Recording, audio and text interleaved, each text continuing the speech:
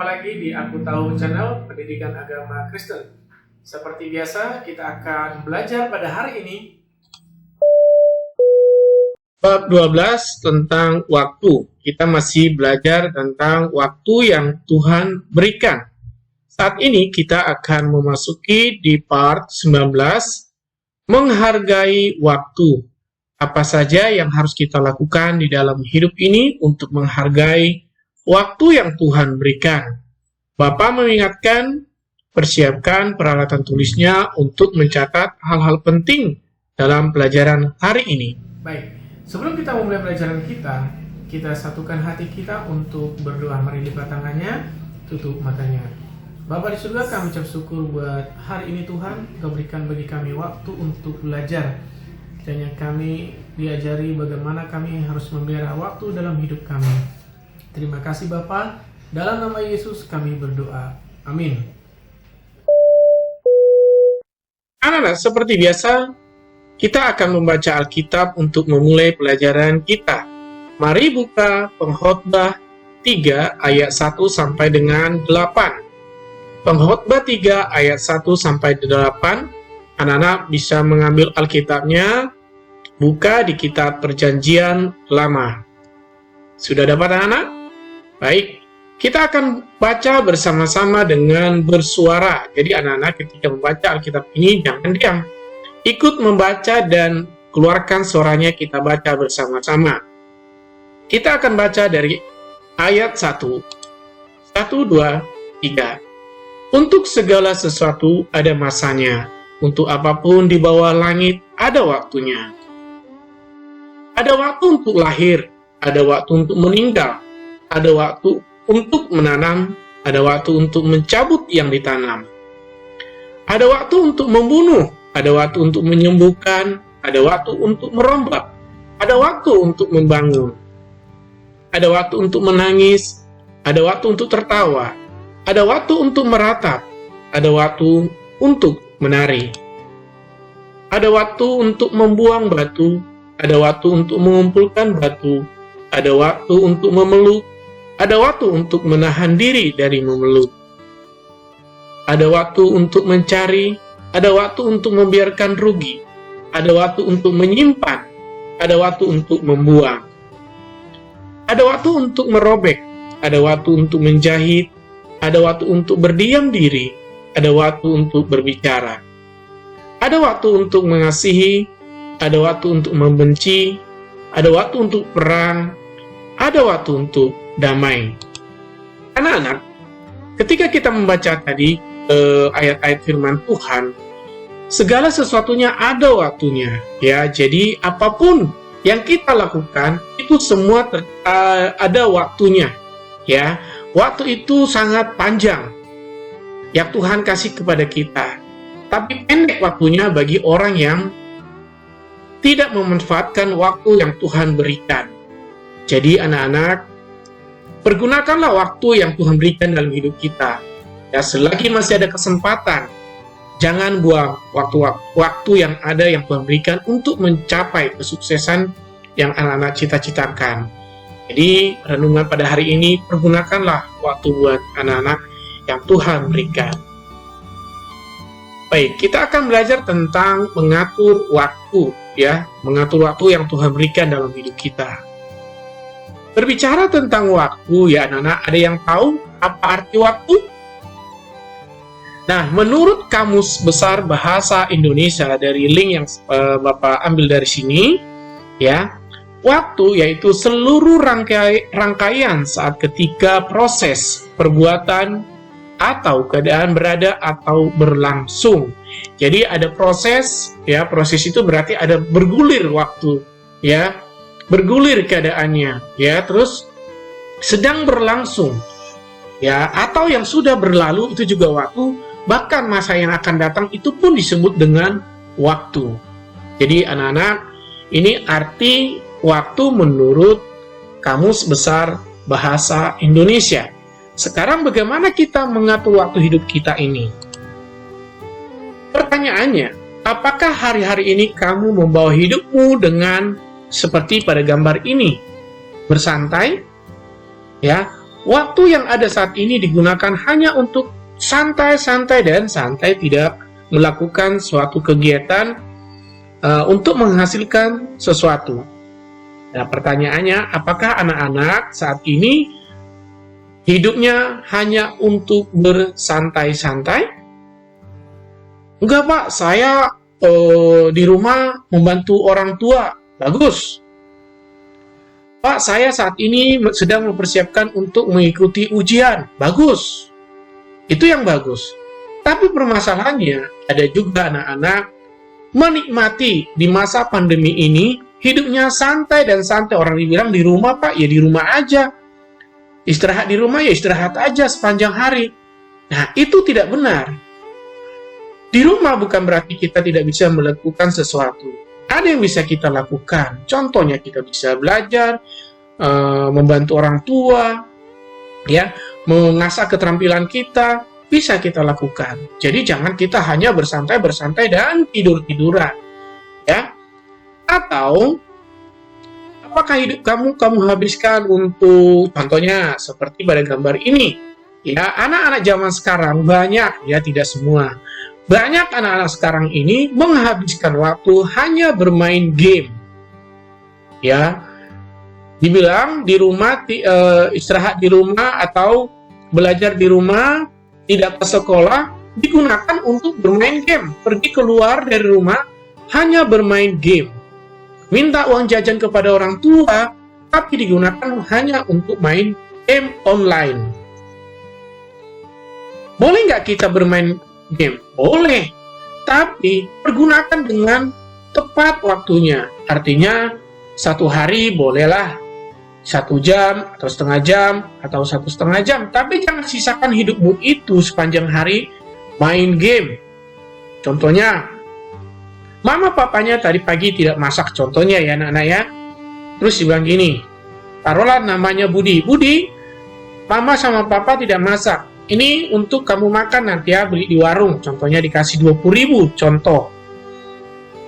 Kamu harus makan, nanti makan siang, makan pagi, tadi udah dikasih sarapan contohnya. Dikasih, orang tuanya pergi bekerja.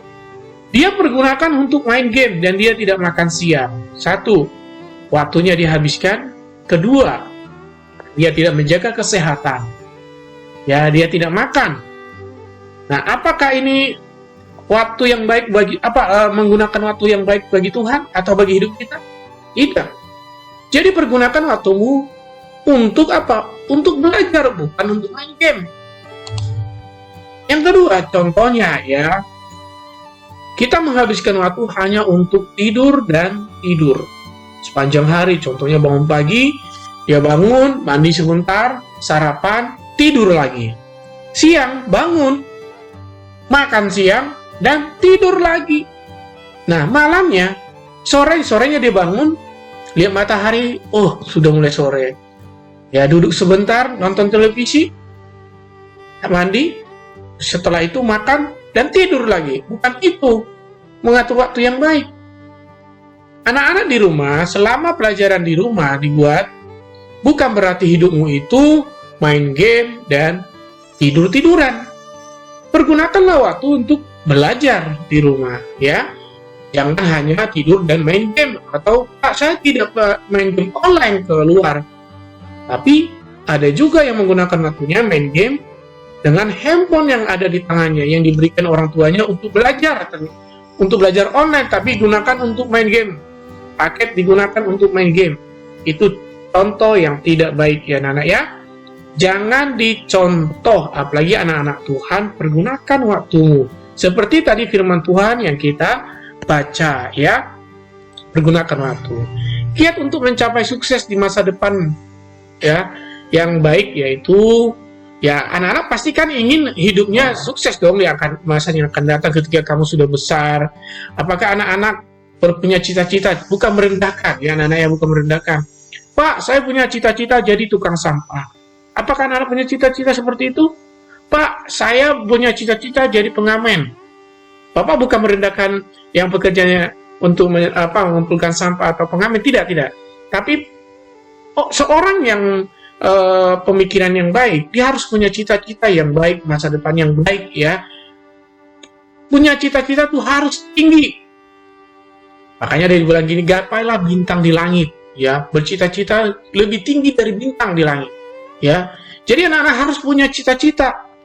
Jangan punya cita-cita yang paling rendah-rendah sekali. Tidak, jangan seperti itu. Punya cita-cita dan harus dicapai dan berusaha untuk mencapai cita-cita seperti itu.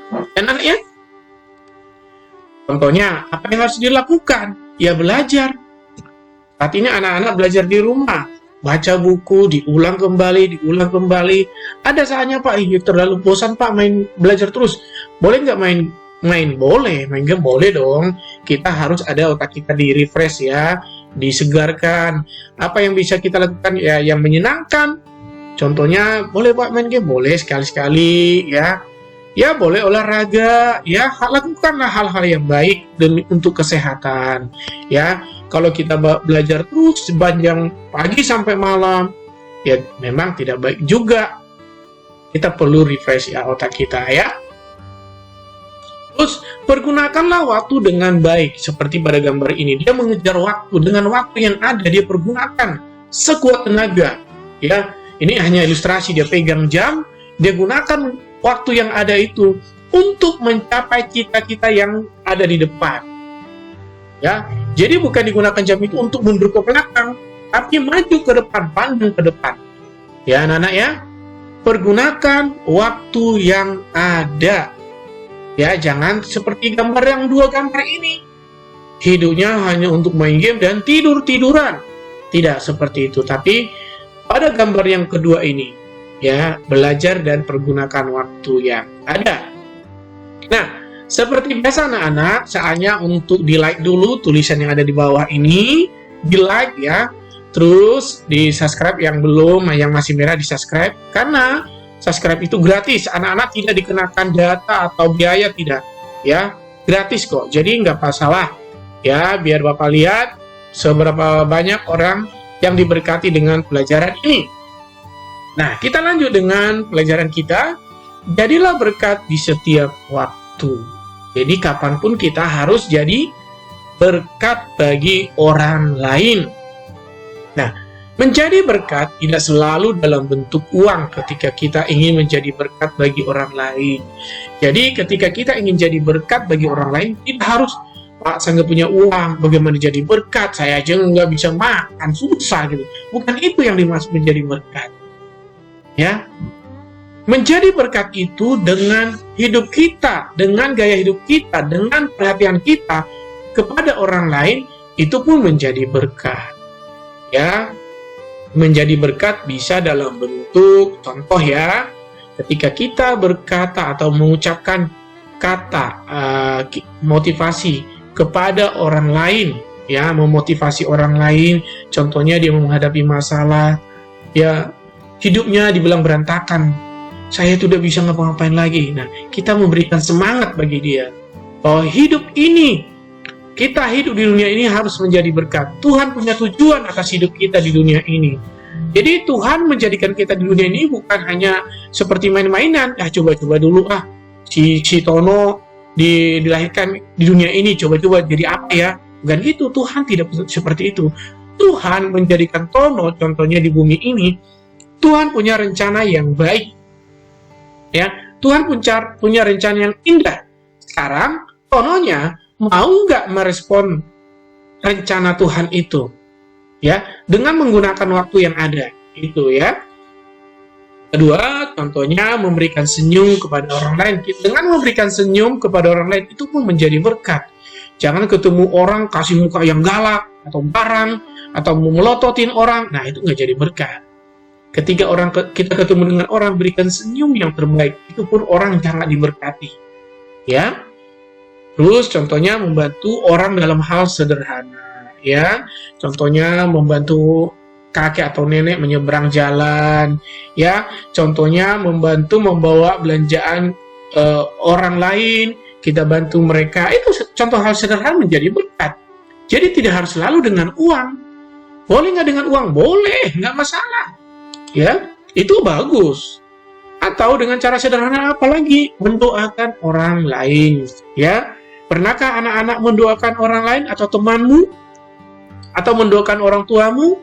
Mendoakan kakak, adik, atau sepupu? Ya, tante, oma, opung, atau yang lain lah. Pernah nggak anak-anak mendoakan mereka? Ketika anak-anak mendoakan mereka, anak-anak pun jadi berkat. Ya, dengan waktu yang anak-anak berikan, contohnya ambil kesempatan untuk berdoa, waktu untuk berdoa, ya, kesempatan itu berarti ada waktu yang anak-anak berikan untuk mendoakan orang lain, ya, itu pun jadi berkat, ya. Terus mendengarkan teman ketika ingin menceritakan masalah hidupnya, seperti pada gambar ini, ya, ada yang baju merah ini, dia mempunyai masalah hidup mungkin. Ketika orang menceritakan masalahnya itu, ya, kepada teman yang dia percaya, minimal ya 50% masalah hidupnya teratasi. Walaupun mungkin contohnya si Joko cerita terhadap si Tono, ya, Joko ini punya masalah. Si Tono hanya mendengar aja ceritanya itu. Si Joko tadi sudah melepaskan masalah hidupnya 50%. Ya, ketika dia menceritakan kepada orang dia percaya, masalah hidupnya teratasi. Walaupun si Tono tidak memberikan solusi, tapi ketika mendengar, oh iya, kita doakan ya, kita bawa dalam doa, itu pun sudah menjawab permasalahan hidupnya. Jadi ketika anak-anak ada temannya punya masalah hidup, dia mau menceritakan, dengarkan ceritanya, jangan, aduh, saya malas dengar ceritanya, capek saya dengar itu, saya aja masalah hidup saya susah. Jangan gitu. Walaupun ada kita masalah hidup kita mendengar ceritanya dia, masalah hidupnya pun bisa teratasi. Jangan ketika dia menceritakan masalah hidupnya, iya, sama, saya juga susah hidup saya. Kamu ceritakan masalah hidupmu sama dia, makin susah lah hidupnya. Nah, lebih baik dengarkan dulu masalah hidupnya. Oh iya ya, kita bawa bantu dalam doa ya, supaya masalah hidupmu bisa teratasi bersama dengan Tuhan. Ya, itu contoh-contoh kita menjadi berkat bagi orang lain. Anak-anak pasti bisa melakukannya, sudah kelas 6, ya, terhadap adik kelasnya, kelas 5, kelas 4, kelas 3, ya, kelas 2, kelas 1, bahkan terhadap sahabat-sahabat kita di teman lingkungan rumah kita, teman gereja, ataupun kakak kelas kita, nggak masalah kalau mereka mau bercerita. Ya, kalau mereka bercerita, kita doakan, tidak masalah. Anak-anak harus belajar jadi berkat. Sudah kelas 6, harus jadi berkat, karena poin pembelajaran kita di kelas 6 itu tentang beribadah. Nah, ketika kita jadi berkat itu pun termasuk ibadah, ya Nana ya. Nah, salah satu contoh di dalam Alkitab menjadi berkat pada saat waktu yang dibutuhkan, ya, kita baca dalam Alkitab itu ada kisah hidup Lydia. Siapa sih Lydia itu? Lydia adalah sang pedagang kain ungu dari Tiatira di Filipi, bukan Filipina ya, Filipi, mengambil kesempatan untuk memberikan tumpangan kepada orang-orang yang melayani Tuhan, karena bagi dia menjadi berkat, apalagi terhadap orang-orang yang melayani Tuhan, itu sangat luar biasa. Kenapa? Yang membalas itu semua adalah Tuhan. Ya, jadi ketika kita mendoakan orang lain, yang membalas itu bukan orangnya itu, Tuhan yang membalas. Dengan apa? Berkat-berkat Tuhan, baik jasmani maupun rohani. Ya. Yang kedua contohnya, kamu bisa mengambil waktu untuk membantu sesama, ya, sesama bukan sesama, di dalam penderitaan orang lain. Contohnya membantu orang sakit, ya, orang yang kebanjiran, memberikan bantuan berupa makanan atau pakaian bekas, orang kebakaran rumah. Ya, karena mereka kebakaran rumah, bisa saja barang mereka habis terbakar, kebanjiran, hanyut barang-barang mereka. Ya, pakaian bekas bolehlah kita bantu menjadi berkat. Ya, ya Pak, saya nggak ada pakaian bekas, tapi ada uang. Ya, boleh dikasihkan uang supaya mereka bisa membeli pakaian. Ya, pergunakan waktu yang ada, selagi masih ada waktu. Tidak, contohnya membantu di dalam doa bagi sahabat, baik yang dikenal maupun tidak dikenal. Contoh ini ya, yang ketiga, kita membantu orang jangan pilih-pilih. Ya, contohnya, aku kenal dia, aku suka, aku mau bantu dia. Yang ini saya nggak kenal, aku mau bantu dia. Nggak bisa seperti itu. Membantu orang tanpa membeda-bedakan. Baik itu orang miskin atau kaya, baik itu Kristen ataupun agama lain, kita harus bantu bersama-sama. Jangan membeda-bedakan. Jadi berkat. Ingat, Yesus datang ke dunia bukan hanya untuk orang Kristen. Ya, Yesus datang untuk semua orang tanpa membedakan kaya, miskin, kulitnya hitam atau putih, rambutnya keriting atau lurus, agamanya Yahudi atau Kristen atau apapun agamanya, di hadapan Tuhan sama. Ya anak-anak ya, jadilah berkat dimanapun kita berada. Ya, kita membantu dengan cara sederhana. Ya, contohnya mengumpulkan sampah ke tempat yang ke tempatnya, mengambil sampah yang ada di berserakan, kita kumpul, itu menjadi berkat. Ya. Nah, inti pelajaran kita pada hari ini apa ya? Nah, ini dia. Oke. Adalah lebih baik bertindak menjadi berkat dengan waktu yang ada daripada tidak sama sekali. Sekali lagi Bapak bacakan. Kita baca bersama-sama ya. Ya anak-anak, kita baca bersama-sama. 1, 2, 3. Adalah lebih baik bertindak menjadi berkat dengan waktu yang ada daripada tidak sama sekali. Jadi dengan sederhana pun kita lakukan daripada kita tidak bertindak atau hanya diam aja. Ya. Jadi itulah inti pelajaran kita pada hari ini. Demikian pelajaran kita pada hari ini. Kita akan lanjutkan pelajaran kita di pertemuan yang akan datang. Tuhan Yesus memberkati. Shalom.